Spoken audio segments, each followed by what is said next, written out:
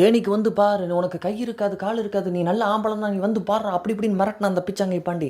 பொன்னங்கோரி தேனி பக்கம் வந்துரு மாப்பிள, நீ தேனி பக்கம் வந்துடாத, வந்து முடிஞ்சா சரியான ஆம்பளை உன் மீட்டிங் எடுத்து மீட்டிங் தேனி வந்து வரா. நீ இதுக்காகவே நாம் தமிழர் கட்சியினர் தேனியில் பொதுக்கூட்டம் போட்டாங்க. பொதுக்கூட்டம் போட்டு பொதுக்கூட்டம் மேடையில் ஏறி துரைமுருகன் கேட்கறாரு, வந்துட்டேன்டா இப்போ என்னடா செய்வ சொன்ன. தேனிக்கு வந்துட்டு உசுரோட திரும்ப டேய் பார்த்தா இங்கதான் நிக்கிறேன், இங்கதான் நிக்கிறேன்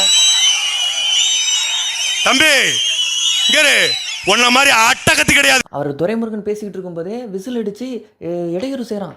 ஒரு 10-15 கும்பல் வந்து கோஷம் போடுறான். இந்த கூட்டத்தை வச்சுக்கிட்டு இவன் சட்டசபைக்கு போறான்.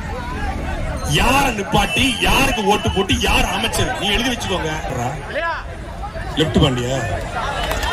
அது மட்டும் இல்லாமல் டிவிக்கு கொடி போட்ட ஒரு 3 காரு அடிக்கடி அந்த பக்கம் போய் இந்த பொதுக்கூட்டத்துக்கு இடையூறு செய்கிற மாதிரி இருக்கவும் தான் நாம் தமிழர் கட்சியினர் அந்த காரை வழிமறித்து தாக்குறாங்க.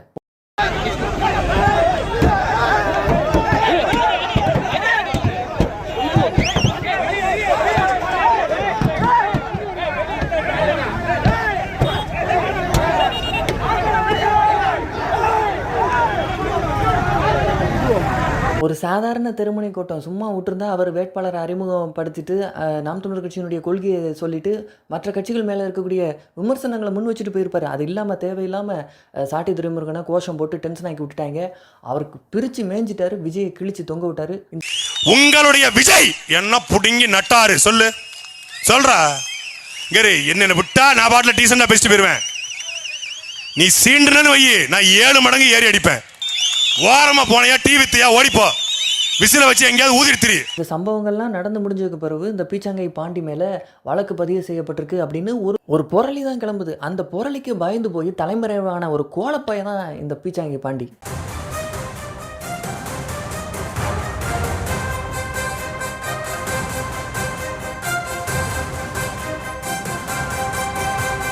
ஆனால் இப்போவும் ஆபாசமான வார்த்தைகளை பேசுகிறான், கொலை மிரட்டல் கொடுக்குறான். அப்படின்னா இதுவே ஒரு மிகப்பெரிய ஆதாரம். நிச்சயமாக அண்ணன் துரைமுருகன் இவன் மேலே காவல்துறையில் புகார் அளிக்கணும் அப்படிங்கிறது தான் நம்மளுடைய வேண்டுகோளாக இருக்குது.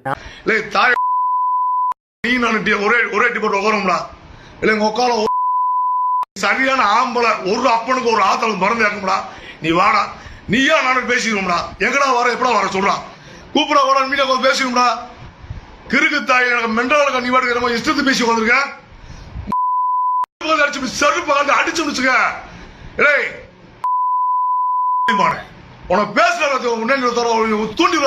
நாம் தமிழர் கட்சியினர் வைக்கக்கூடிய அந்த விமர்சனங்கள் ரொம்ப தெளிவாக இருக்கு, மக்களுக்கு வந்து போய் சேருது. இதனால மற்ற கட்சியினரால் அதற்கு பதில் சொல்ல முடியல. ஆனால் தாக்குதலை தான் பதிலாக தராங்க, விமர்சனத்தை தான் பதிலாக தராங்க. அது வந்து டிவிகேவாக இருக்கட்டும், இல்லை டிஎம்கேவாக இருக்கட்டும், இல்லை விசிகேவாக இருக்கட்டும்.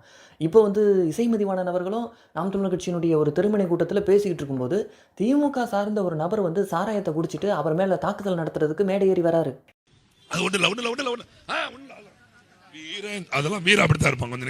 நீங்க அமைதியா இருக்கீங்களா, தலைவர் ஸ்டாலின் உள்ள இருக்கான் அப்படி சொன்னா என்னதான் நடக்குது? அப்ப ஆட்சி நடக்குது, பிள்ளை எல்லாம் குடியாரனா நடக்கிறான். வேற என்ன நடக்குது? வேற என்ன நடக்குது? ஏதாவது சொல்லுங்க.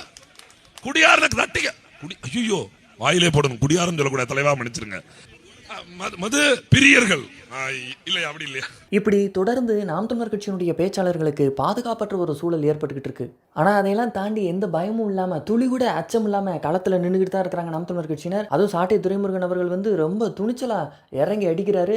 அது வந்து யூடியூப் சேனல் போன்ற ஆன்லைன் ஊடகங்கள் மூலமாக இருந்தாலும் சரி, இல்லை ஆஃப்லைனில் பொதுக்கூட்டங்களில் இறங்கி பேசுகிறதா இருந்தாலும் சரி, எல்லா இடத்துலையுமே மிகப்பெரிய அளவில் டிவிக்கேவை தாக்கி பேசிக்கிட்டு இருக்கிறாரு. இது அந்த கட்சியவே நிலகுலைய செஞ்சிருக்கு. பாசிச பாஜக, கொள்கை எதிரி பாஜக என்று பேசுகிற பக்காமாசு நிதி குறித்து ஒரு வார்த்தை பேசல.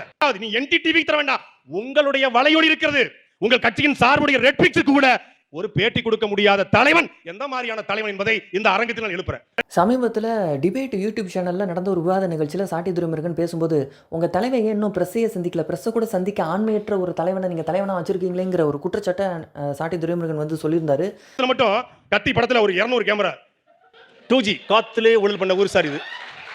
கத்தியில கிளைமாக்ஸ்ல ஒரு பத்திரிகை சந்திப்பு, பைரவா கிளைமாக்ஸ்ல ஒரு பத்திரிகை சந்திப்பு, பிகில்ல ஒரு கிளைமாக்ஸ் சந்திப்பு, மெர்சல்ல பிரஸ் மீட், படத்துல மட்டும் தான் பிரஸ் மீட் பண்ணுவாப்ல.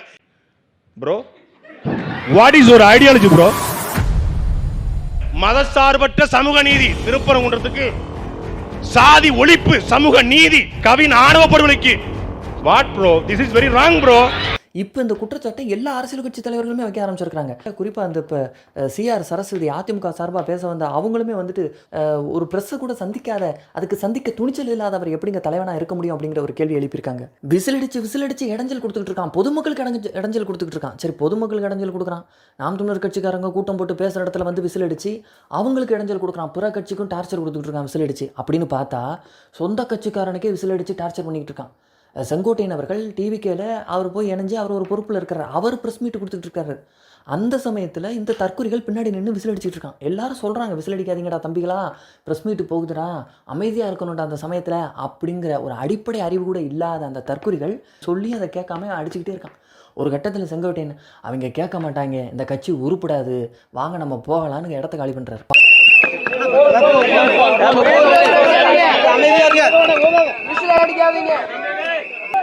சொல்லுங்கப்பா. எல்லோரும் மூன்றாவது ஆண்டு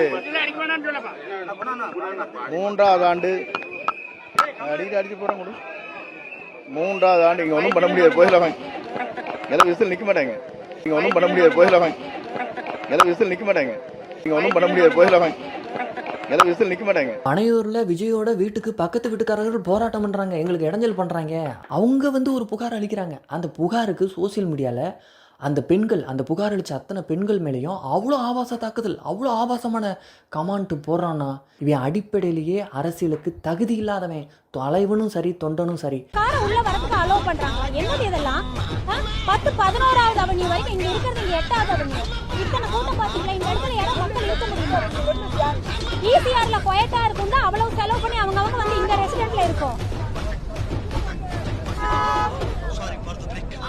தேர்தலை சந்திக்கிறதுக்கு முன்னாடியே இந்த கட்சியை அழிஞ்சு போகுங்கிறதுக்கான ஆதாரங்கள் பல வந்துக்கிட்டு இருக்கு. மக்கள் டிவிக்கே அப்படின்னாலே முகம் சுளிக்கக்கூடிய அளவுக்கு இந்த கட்சி இருக்கிறது.